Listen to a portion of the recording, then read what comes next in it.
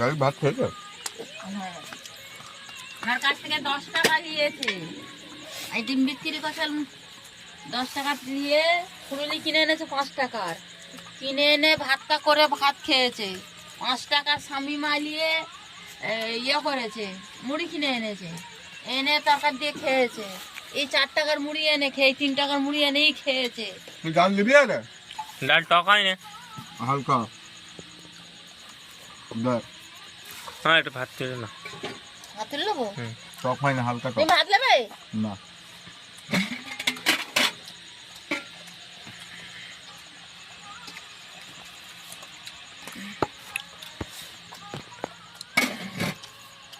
মনে করছে কি হাত দেওয়ার জায়গা কর। এরা কি ইয়ে করে রয়েছে? খারাপ। তোমার ছেলেরা এলো?